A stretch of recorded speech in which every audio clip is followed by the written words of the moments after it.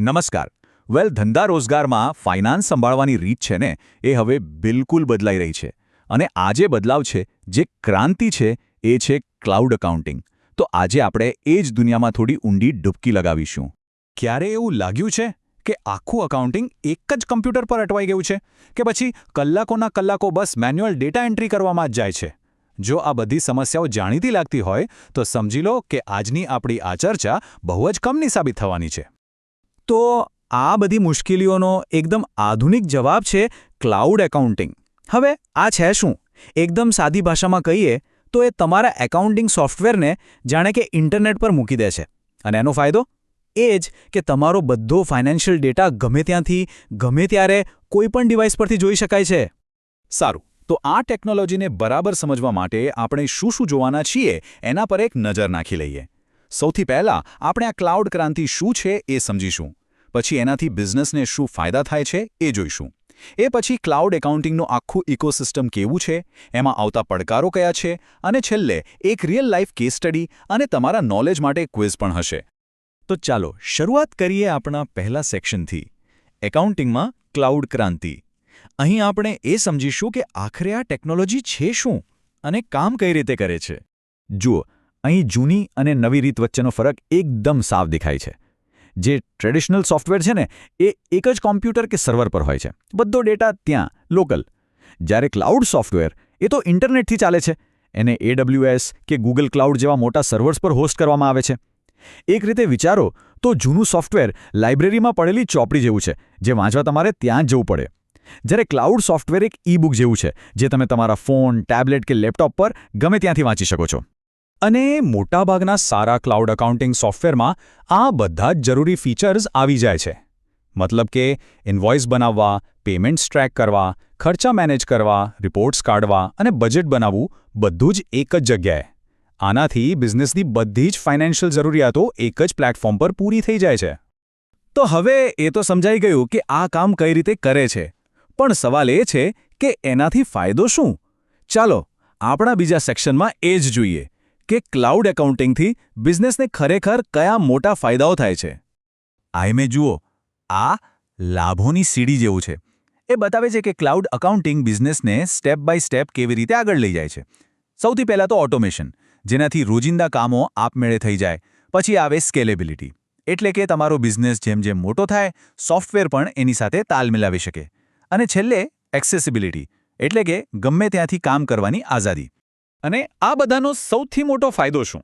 સમય અને પૈસાની બચત. જ્યારે ઓટોમેશનથી મેન્યુઅલ ડેટા એન્ટ્રી અને ભૂલો ઓછી થાય છે, ત્યારે તમારી ફાઇનાન્સ ટીમનું કામ ખાલી ડેટા નાખવાનું નથી રહેતું. એ લોકો હવે બિઝનેસના ગ્રોથ માટે સ્ટ્રેટેજી બનાવવામાં મદદ કરી શકે છે. એ લોકો હવે ડેટા એનાલિસ્ટ અને સલાહકાર બની જાય છે. સારું, ચલો હવે આ કોન્સેપ્ટને થોડો રિયલ વર્લ્ડના સંદર્ભમાં જ જોઈએ. એનો ઇતિહાસ શું છે, આજેનું માર્કેટ કેવું છે, અને ખાસ કરીને ભારતમાં એની શું પરિસ્થિતિ છે, એના પર એક નજર નાખીએ. જુઓ, આ કોઈ નવી ટેકનોલોજી નથી જે રાતોરાત આવી ગઈ હોય. એની શરૂઆત છેક 90ના દાયકામાં થઈ હતી, જ્યારે સોફ્ટવેરને ઇન્ટરનેટ પર આપવાનો વિચાર આવ્યો. પછી નેટસ્વીટ જેવી કંપનીઓ આવી. 2000ના દાયકામાં સેલ્સફોર્સે આ મોડલને પોપ્યુલર બનાવ્યો. અને પછી ક્વિકબુક્સ અને ઝીરો જેવા પ્લેટફોર્મ્સે આ ટેકનોલોજીને દુનિયાભરના નાના બિઝનેસ સુધી પહોંચાડી. અને હવે વાત કરીએ ભારતની. અહીં તો ગ્રોથ જુઓ, એકદમ જબરદસ્ત. દેશમાં ઇન્ટરનેટનો ફેલાવો અને GST જેવા મોટા ટેક્સ સુધારાને કારણે જે યુઝર્સ 2015માં ફક્ત 50 લાખ હતા, એ આજે 1 કરોડથી પણ વધારે થઈ ગયા છે. આ બતાવે છે કે ભારતીય બિઝનેસ કેટલી ઝડપથી આ ટેકનોલોજી અપનાવી રહ્યા છે. આજે ભારતમાં ક્લાઉડ એકાઉન્ટિંગનું માર્કેટ ખૂબ જ કોમ્પિટિટિવ છે. ટેલી, ઝોહો બુક્સ, ક્વિકબુક્સ, આ બધા મોટા અને જાણીતા નામો છે. અને આ દરેક પ્લેટફોર્મ અલગ અલગ પ્રકારના બિઝનેસની જરૂરિયાતોને ધ્યાનમાં રાખીને બનાવવામાં આવ્યા છે. આ ટેબલ પર એક નજર નાખો તો આઈડિયા આવશે. જેમ કે ટેલી એકદમ કોમ્પ્રિહેન્સિવ સોલ્યુશન છે, જે ઘણા બધા પ્રકારના બિઝનેસ વાપરે છે. જ્યારે ઝોહો બુક્સ અને ક્વિકબુક્સ ખાસ કરીને નાના અને મધ્યમ કદના બિઝનેસ માટે ડિઝાઇન કરાયા છે, જે GST કમ્પ્લાયન્ટ અને વાપરવામાં સહેલા છે. પણ હા, દરેક ટેકનોલોજીની જેમ આમાં પણ બધું જ સારું નથી. ક્લાઉડ એકાઉન્ટિંગ અપનાવવામાં પણ અમુક પ્રેક્ટિકલ મુશ્કેલીઓ અને પડકારો આવી શકે છે. તો ચાલો હવે એના પર પણ થોડી વાત કરી લઈએ. સૌથી પહેલો અને મોટો પડકાર છે ઇન્ટરનેટ પરની નિર્ભરતા. ઇન્ટરનેટ ગયું તો કામ અટકી ગયું. બીજું, જૂના સોફ્ટવેરમાંથી બધો ડેટા નવા ક્લાઉડ સોફ્ટવેરમાં લાવવો એ થોડું અઘરું અને ટાઈમ કન્ઝ્યુમિંગ હોઈ શકે છે. અને ત્રીજું, સ્ટાફને આ નવી સિસ્ટમ શીખવવી પડે, એમને ટ્રેનિંગ આપવી પડે. જો પ્રોપર પ્લાનિંગ ના હોય તો આ બદલાવ થોડો મુશ્કેલ બની શકે છે. અને હા, સિક્યોરિટી આ એક સૌથી મોટી ચિંતા હોય છે. ઘણાને લાગે કે મારો ડેટા મારા જ કોમ્પ્યુટર પર વધુ સેફ છે, પણ હકીકત થોડી અલગ છે. આને આ રીતે વિચારો. પૈસા ઘરમાં ગાદલા નીચે વધારે સુરક્ષિત છે કે પછી બેંકના લોકરમાં? બસ એ જ રીતે આ ક્લાઉડ પ્રોવાઇડર્સ સિક્યોરિટી પર કરોડો રૂપિયા ખર્ચે છે. એમની પાસે ડેટા એન્ક્રિપ્શન, રેગ્યુલર બેકઅપ અને મજબૂત ફાયરવોલ જેવી વ્યવસ્થા હોય છે, જે મોટાભાગે આપણા લોકલ કોમ્પ્યુટર કરતાં ઘણી વધારે સિક્યોર હોય છે. બીજી એક મહત્વની વાત છે કાયદાકીય પાલનની. ખાસ કરીને ભારતમાં જીએસટીના નિયમો અને કંપની એક્ટ જેવા કાયદાઓનું પાલન કરવું જરૂરી છે. એટલે એવો ક્લાઉડ પ્રોવાઇડર પસંદ કરવો ખૂબ જ જરૂરી છે જે આ બધા સ્થાનિક અને આંતરરાષ્ટ્રીય કાયદાઓનું પાલન કરતો હોય.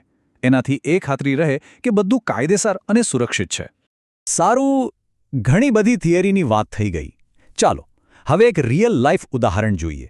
એક કેસ સ્ટડી જે બતાવશે કે ક્લાઉડ અકાઉન્ટિંગ વાસ્તવિક દુનિયામાં શું ફરક લાવી શકે છે. તો આ કેસ સ્ટડી છે એક XYZ નામની મેન્યુફેક્ચરિંગ કંપનીનો. એ લોકો પોતાના જૂના એકાઉન્ટિંગ સોફ્ટવેરથી પરેશાન હતા.